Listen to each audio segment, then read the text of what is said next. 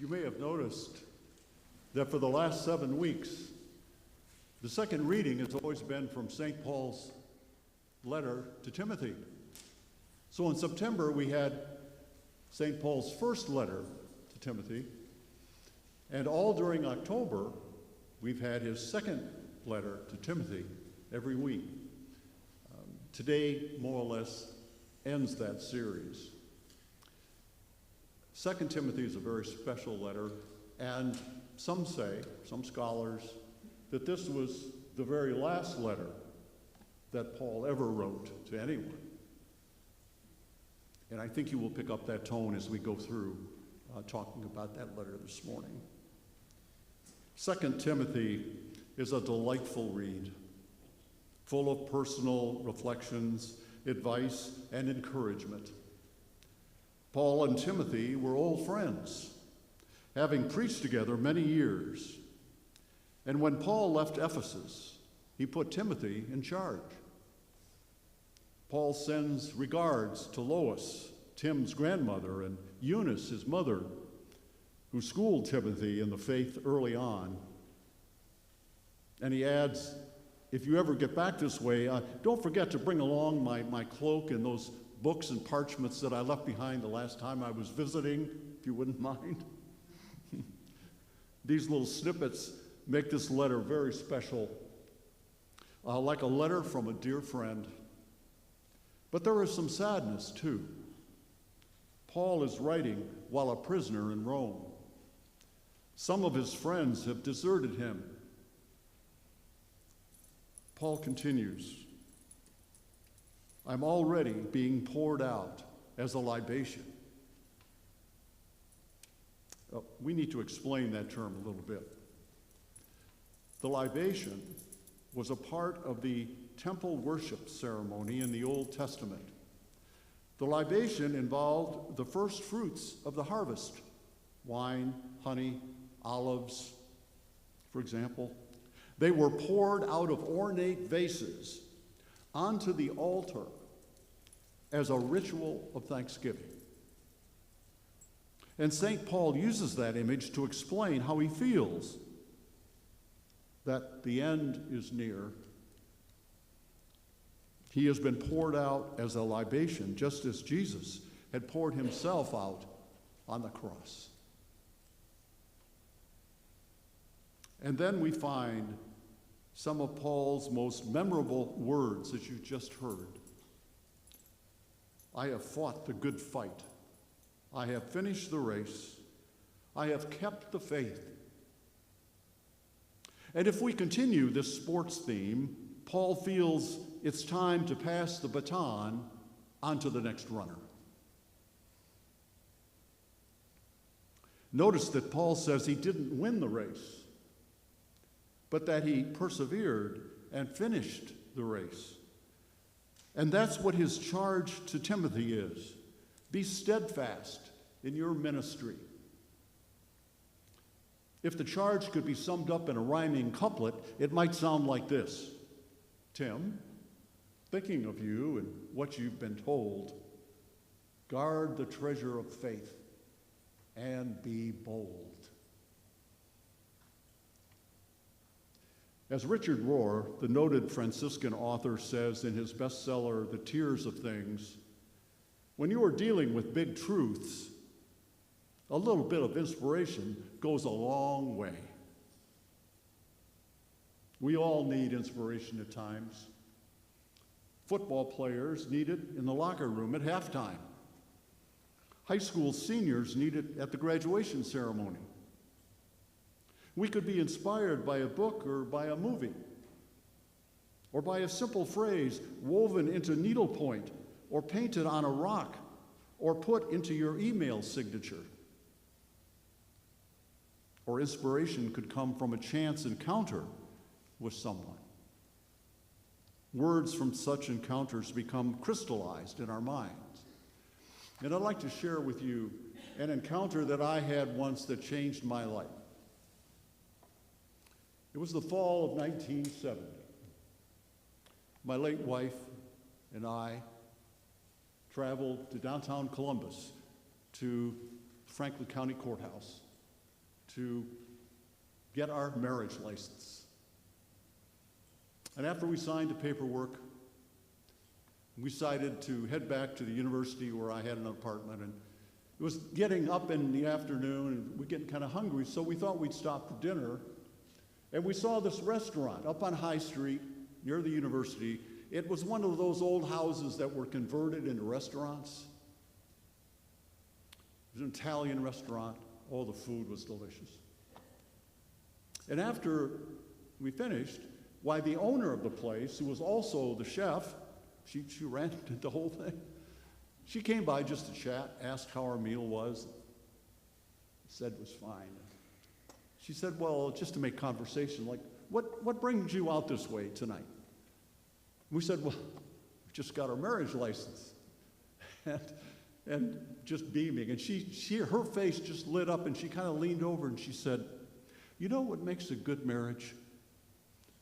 We said, no, what? Tell us. And she said, take the time every so often to fix yourselves a candlelight dinner, and you'll always be happy. And you know, she was right. That was the best piece of marital advice we ever received. St. Paul inspires us with advice today in a similar vein. In this 2 Timothy, he gives advice over 20 different times using simple verb commands and simple sentences, such as keep your eye on what you're doing, accept the hard times along with the good, preach the word, be urgent in season and out of season. And in chapter 1, verse 6, he says, rekindle the gift of God that is within you. For God did not give us a spirit of cowardice, but rather a spirit of power and of love and of self-discipline. In other words, Paul is saying, be courageous and bold. Ernest Hemingway said courage is grace under pressure. Others have described it as having fear, but still going ahead. Or having the ability to do something different, even when there's risk. The Old Testament has several great stories of courage, such as the story of Esther, the Jewish orphan who rose to become the queen of Persia and bravely defended her people against an advisor of the king who wanted to do away with all of Esther's people. Christian courage is easier, as St. Paul says in today's reading. The Lord stood by me and gave me strength. We may not have opportunities to show courage on a grand scale, as did Esther, but we can show it in many other smaller ways, like taking a casserole to a shut-in, joining a community group, even writing a letter to the editor. Shine your light and let the whole world see our communion and sending hymns. Sing out this morning.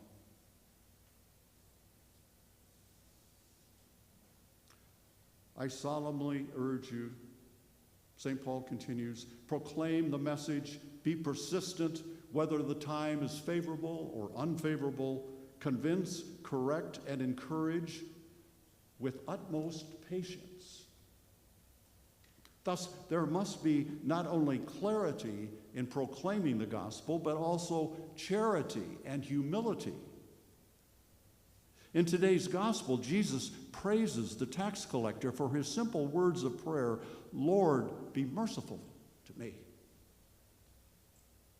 Oh, the humble shall indeed be exalted, as is shown on the front page cover of your bulletin this morning. Carrying on Christ's mission with courage and patience and humility, we will be fully equipped, as Paul says in chapter 3, to run the good race, never quit, and certainly not be a bench warmer.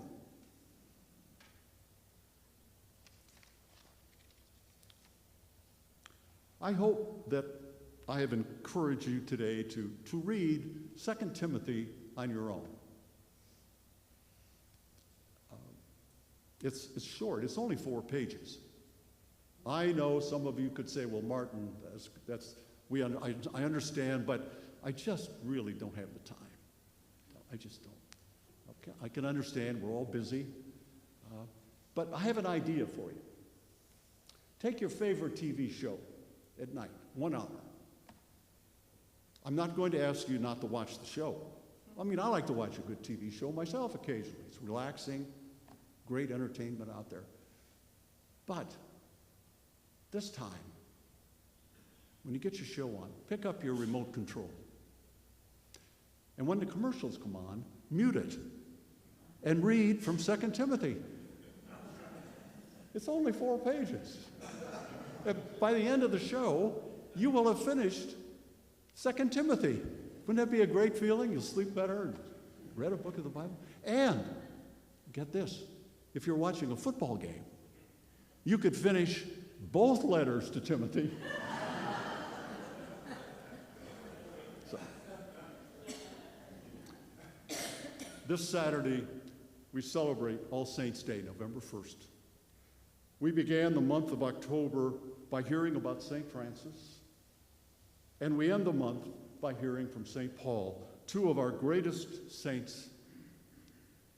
We also remember in a special way all those who have gone on to their heavenly rewards since last All Saints' Day, and all of our deceased family members and friends.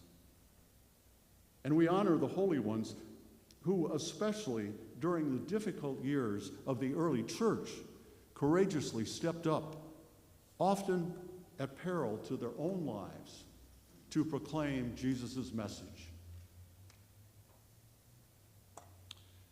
We too are living during difficult times, but we can be inspired by St. Paul and by this line from today's Psalm 84, which you heard earlier. Adapted, it reads like this: those who go through the desolate valley will find it filled with springs of fresh water.